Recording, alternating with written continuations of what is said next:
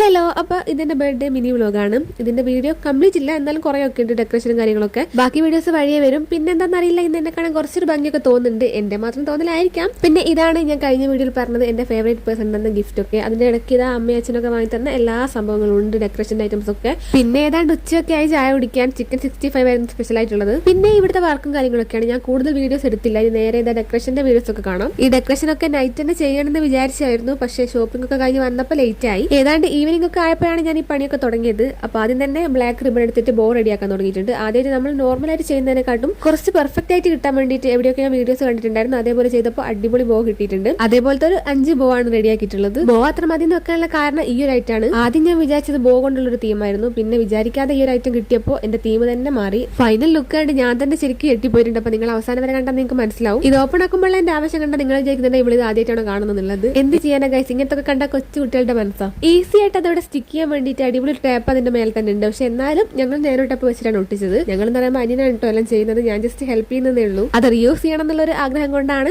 ഞാൻ ഇത് നേരോ ടാപ്പ് വെച്ച് ജസ്റ്റ് 2 സൈഡിൽ ഒട്ടിച്ചത്. പിന്നെ ഇതാ ബലൂണൊക്കെ സെറ്റാക്കി തുടങ്ങി. അതിന്റെ ഇടയ്ക്ക് ഞാനിതാ ഇങ്ങനെ തിരിഞ്ഞു കളിക്കുന്നത് വേറൊന്നുമില്ല. സംഭവം അവർ കർട്ടൻ ഗോൾഡൻ കളർ അല്ലായിരുന്നോ വാങ്ങണ്ടെന്നുള്ളൊരു കൺഫ്യൂഷനിൽ നിന്നു പോയതാണ്. ഞാൻ ഗോൾഡൻ ബ്ലാക്കിൽ ഒരു തീമാണ് ഉദ്ദേശിച്ചത്. ഇത്രയും സെറ്റ് ചെയ്തപ്പോഴാണ് എനിക്ക് ആ ബോധം തന്നെ വന്നത്. എന്തായാലും ഫൈനൽ ലുക്കിന് അത് ഒരു തരത്തിൽ എഫക്ട് ചെയ്തിട്ടില്ല. എന്റെ ഉള്ള ശ്വാസം കൂടി പോകണ്ടെന്നുള്ളതുകൊണ്ട് ഞാൻ ആ ഒറ്റ ബലൂണെ വീർപ്പിച്ചിട്ടുള്ളൂ. ബാക്കിയൊക്കെ അനിയാണ് ചെയ്തത്. പിന്നെ ഞാൻ ആറ്റുനൂറ്റി വാങ്ങിയ ഈ ഒരു ലൈറ്റ് സംഭവം അടിപൊളിയാണ്. ഞാൻ ഇന്നലെ വീട്ടിൽ പറഞ്ഞിട്ടുണ്ടായിരുന്നു കാണിച്ചു തരാന്നുള്ളത്. അങ്ങനെ ഇതാ ആ ലൈറ്റും അതിന്റെ കൂടെ ഹാപ്പി ബർത്ത്ഡേ ബാനറും സെറ്റ് ചെയ്തിട്ടുണ്ട്. അപ്പോൾ ഗൈസ് ഇതാണ് ഫൈനൽ ലുക്ക്. എനിക്ക് നല്ല രീതിയിൽ ഇഷ്ടപ്പെട്ടു. ഞാൻ വിചാരിച്ചതിലും അടിപൊളിയായി. അപ്പോൾ ബാക്കി നെക്സ്റ്റ് വീഡിയോയിൽ കാണാൻ. സപ്പോർട്ട് ചെയ്യണേ. ബൈ.